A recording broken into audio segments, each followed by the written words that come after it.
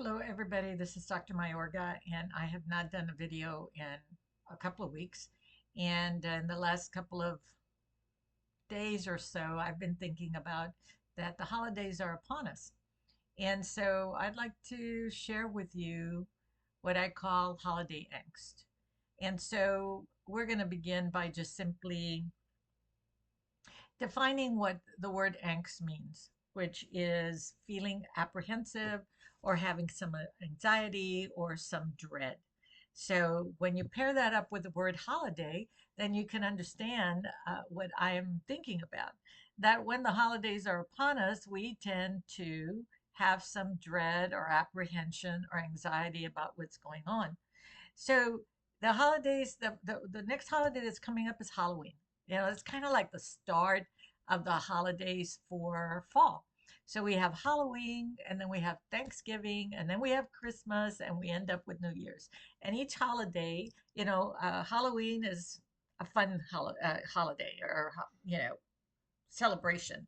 All the kids are out, we're giving out candy, we dress up in costumes. Some people really take it to the nth degree and enjoy that. I personally have gotten to a point where I go out or I'll keep some candy. Sometimes kids will show up, sometimes they won't. When my kids were little, we made sure that we took them to the carnivals and we took them trick-or-treating, and they had their little costumes, and then I've seen them go on and do that with their children. So that's a really nice holiday that a lot of people get very excited about. And I have a friend that starts to decorate her house for Halloween like 3 weeks before Halloween comes around. She gets very much into it, and she has all sorts of stuff.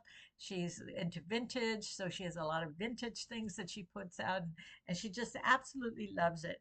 Okay. Um, and then the next holiday that comes around is, I think, when we begin to have that feeling of angst, a little apprehension, a little anxiety, a little stress, because normally that the next one's going to be Thanksgiving. And so we begin to wonder, well, what are we going to do? What are we going to have? Who are we going to get together with? Are we going to go to mom's? Are we going to go to dad's? If we have divorced parents, are we going to go to four different houses? Are we going to go to two different houses? What about at home for us? Do we want to have Thanksgiving by ourselves? Do we want to invite people? Do we want to invite our friends? Who wants to host? Who's going to bring this? Who's going to bring that? Who's going to come across? Who's going to forget that they said that they would bring a certain something to eat for the holidays?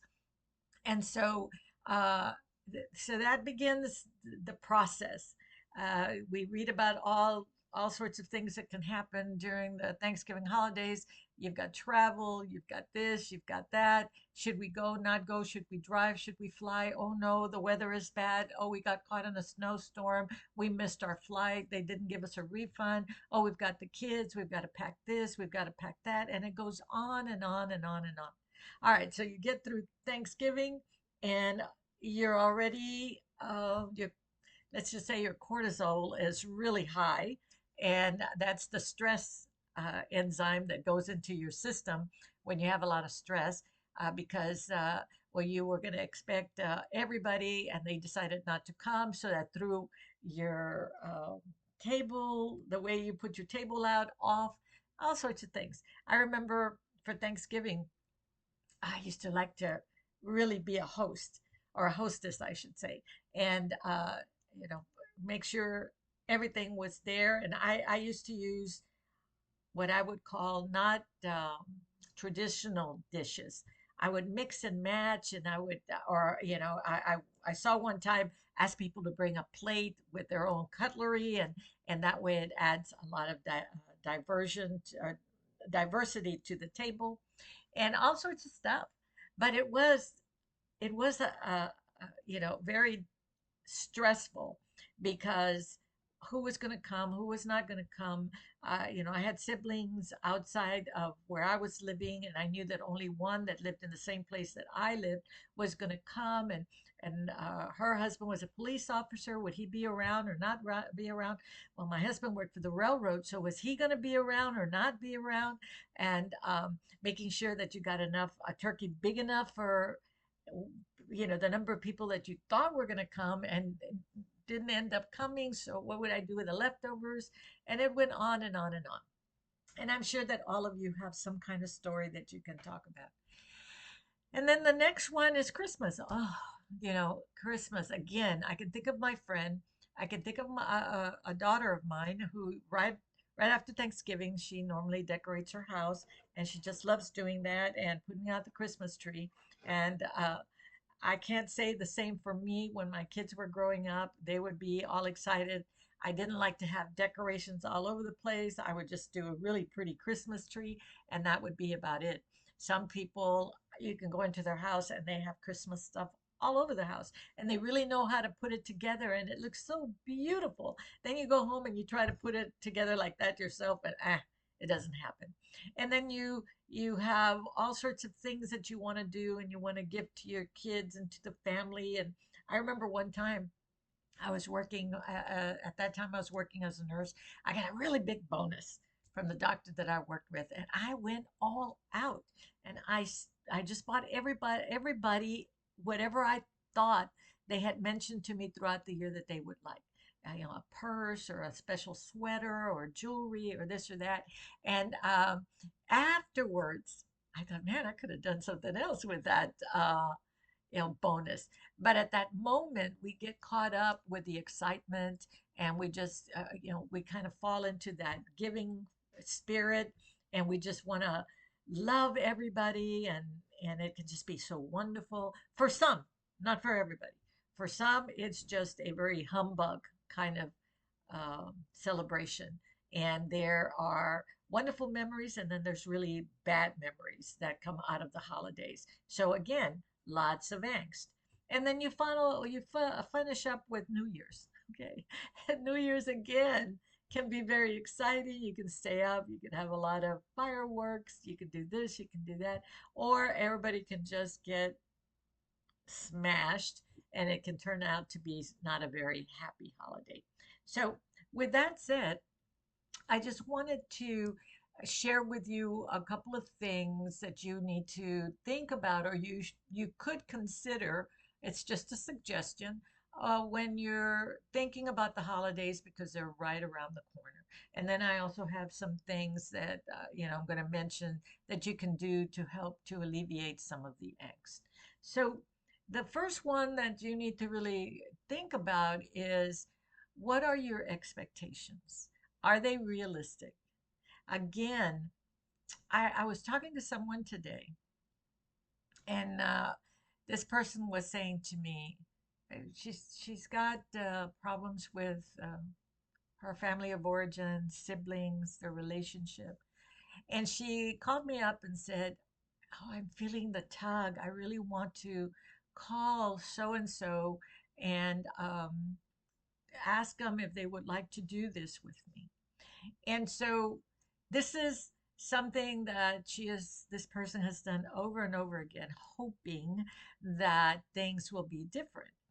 And afterwards, when they're not any different, she has a really huge letdown. And it takes her about a week or so to recuperate from that exchange of meeting with that person, which is family.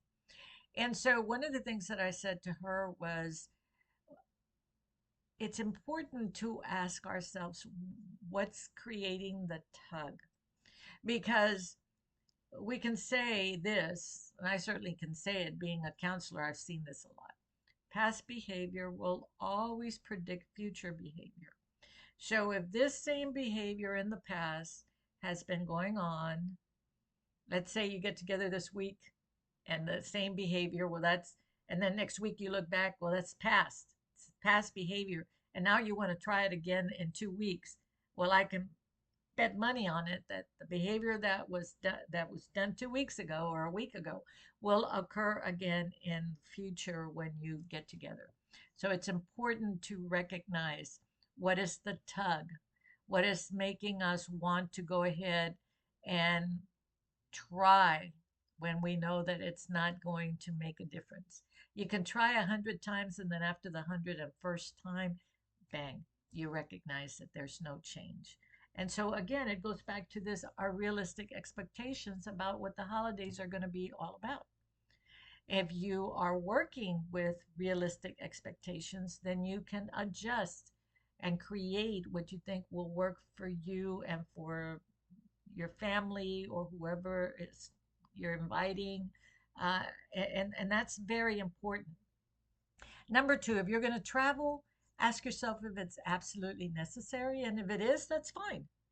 But cost, weather, delays, airplanes, you've got to take that into consideration and be prepared to deal with it in a way that will not deflate the balloon.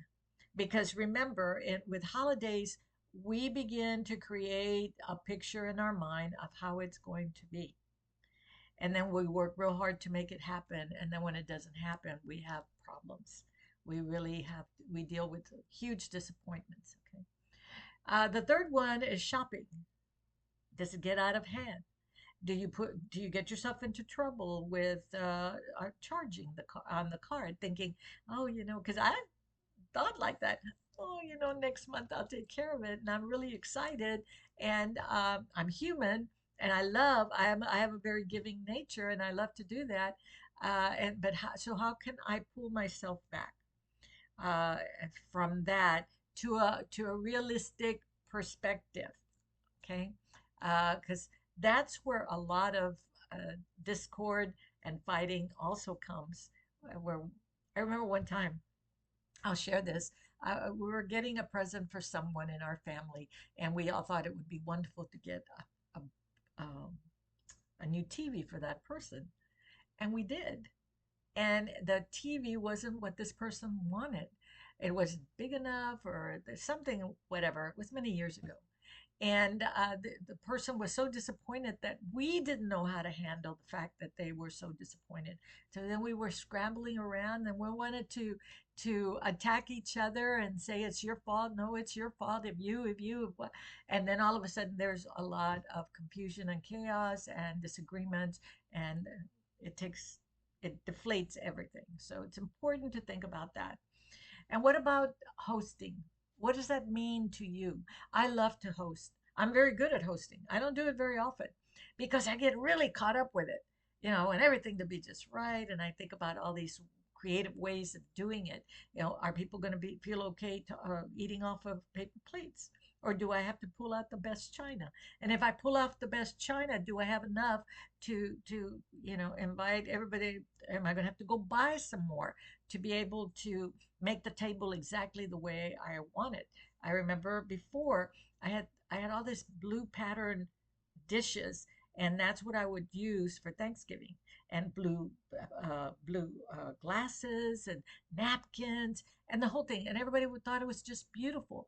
Uh, but it created a lot of angst in me because I wanted to all just be perfect. So I wanted one long table. One year I couldn't do the one long table. I had to go get smaller tables, and I didn't like that because that didn't go with the picture that I had in my head. And so I ended up not enjoying the holiday. Everybody else was having a good time eating the food, and I was so upset because it didn't come out the way I had it in my mind. And so again, if we're going to host, let's host realistically so that we don't end up creating so much angst for ourselves, because people won't understand.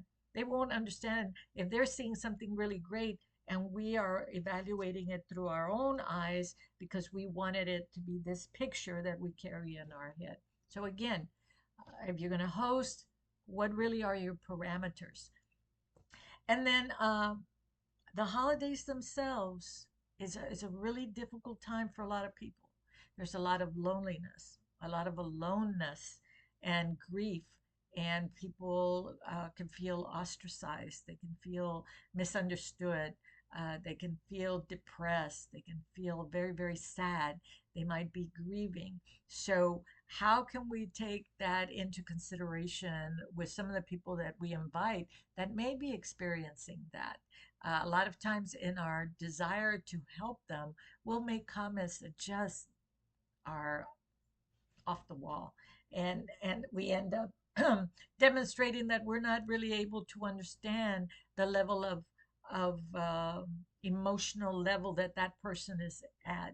So again, knowing how to just simply be present and asking the person, what do you need from me now or right now, um, rather than trying to make them feel better by telling them, oh, come on, it's Christmas, you should be smiling, whatever. I've seen that a lot. So I think it's really important that you think about these things because they contribute to holiday angst. And then I have a list of things that you could, you know, these are suggestions that you could do to help you deal with some of the angst. So, number one, the biggest one, is accept that there's going to be stress. It's going to occur, and it's part of the process because it's a very highly emotional time. Holidays are like that.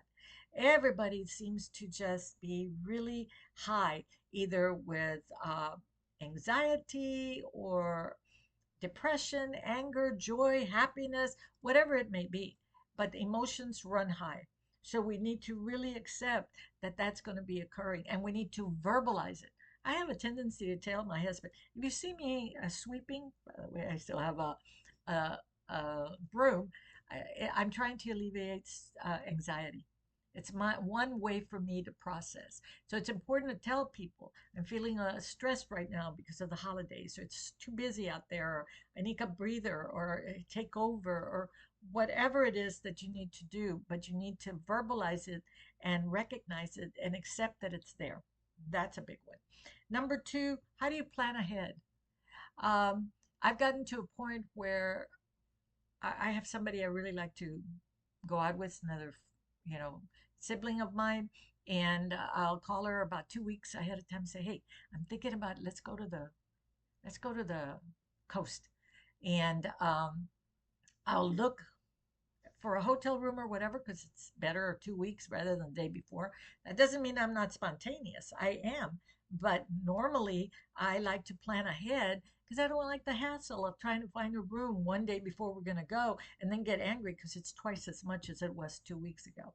Sometimes it's okay. Sometimes I don't want it that way. But normally I like to plan ahead. So it's important that we think about that. The holidays are coming, they're right around the corner.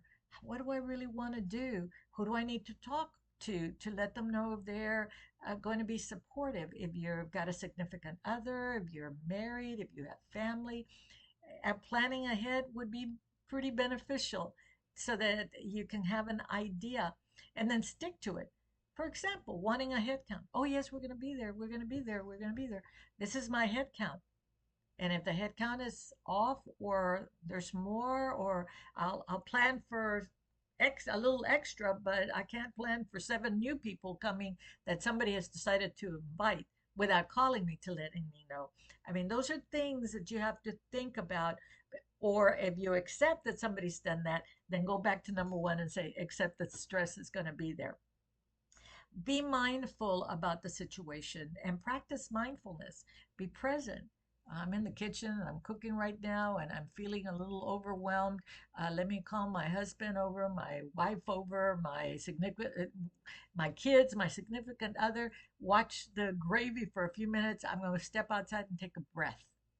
Something like that. Be mindful of the situation and recognize that there's things you can do to get them off your shoulder for 5, 10, 15 minutes to take a breather.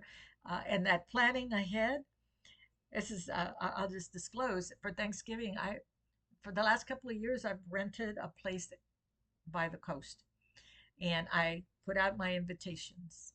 And if you're going to come, great. You're not going to come, I'm okay with that. And then I put the turkey in like 12 o'clock at night for Thursday. By the morning, it's just all off the bone. And it's on a platter by noontime. You're there at noon, you're not there at noon, you can eat when you come, but we sit down. Whoever's there, we sit down and we have a great time. And nobody uses guilt because they weren't there in time. And I'll share this with you. I had a situation one time, a long time ago. Uh, we were called to go to two different places for Thanksgiving. So we went one first to one of them, and then when we came to the second house, we hadn't even walked in the door. We had just walked in the door, and we were hit with guilt. You weren't here for the prayer. You weren't here when you were supposed to. Blah blah blah blah, because that person was so rigid in the tradition that the only thing that this person knew what to do was to use guilt to deal with whatever angst that person was feeling. So it's important, whatever you're going to do, if you're going to be hosting or doing anything like that, guilt is out the door. And using those kinds of comments have got to be out the door, because whatever works for that person, if they show up 30 minutes late because they had two kids and it took them forever to put them together, or they were waiting for that one person that's very lonely and they were going to bring them and it took that long, it doesn't matter. They walk in, they're welcomed, and it's all good. And then reconnect with the people that you want to reconnect with. You don't really have to reconnect with somebody that you know is going to create chaos. It's something that's really difficult during the holidays. I grew up where, well, it's okay, you've got to invite them because they're family. No, not necessarily if they're going to disrupt the the the, the peacefulness. Uh, they may have their own issues for doing that.